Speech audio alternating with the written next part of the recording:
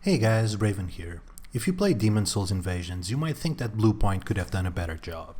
I will make an in-depth video on that soon, but before I do, I wanted to do a video on possible reasons why BluePoint didn't do that effort.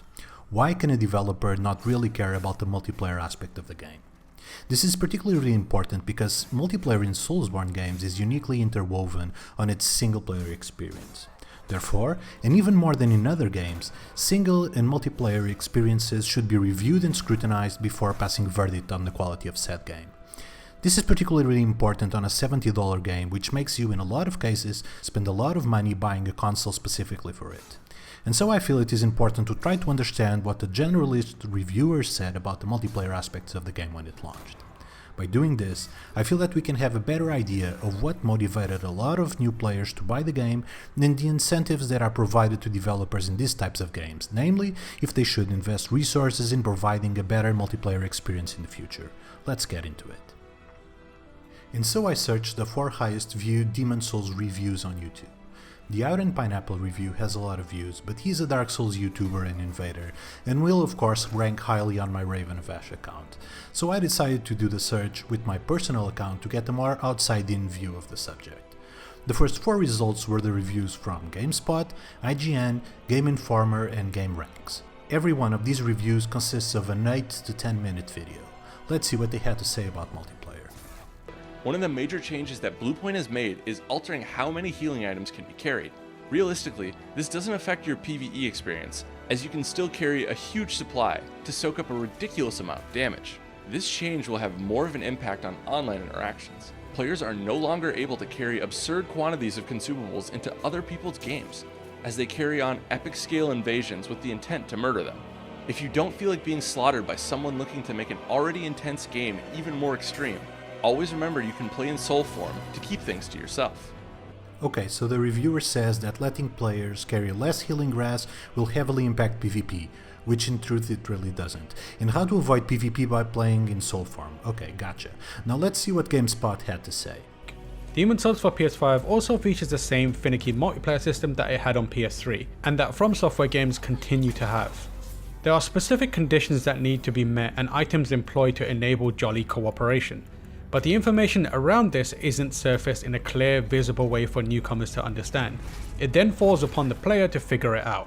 A finicky multiplayer system that all From Software games have, much to the dismay of the reviewer. How does that system work in this game? Who knows?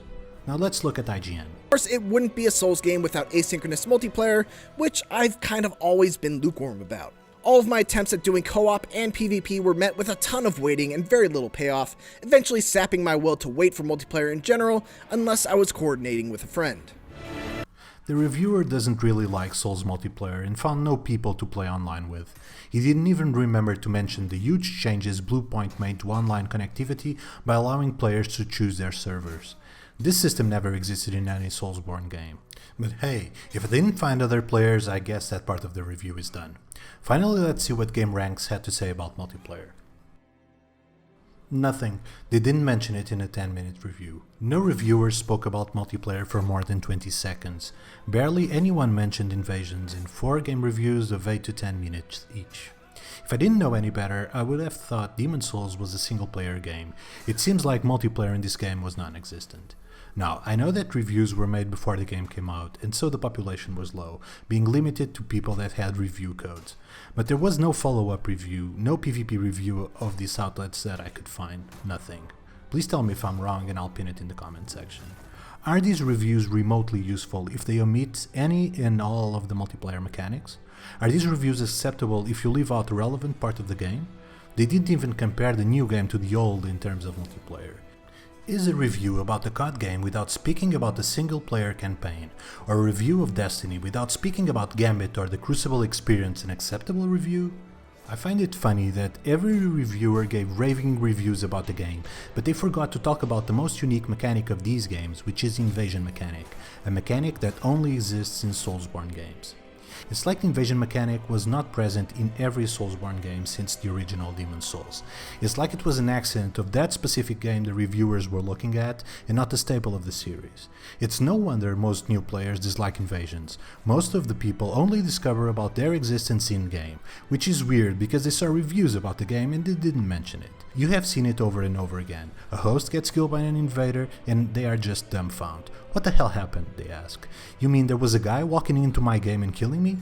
Changing this perception is not easy, and I feel the invader community is doing what it can to explain what invasions are and how to become an invader in Demon's Souls and in other games. But I feel the mainstream reviewers must do their job better. That might create some pressure on the developers to assign some resources to what is a relevant facet of the game. What do you guys think?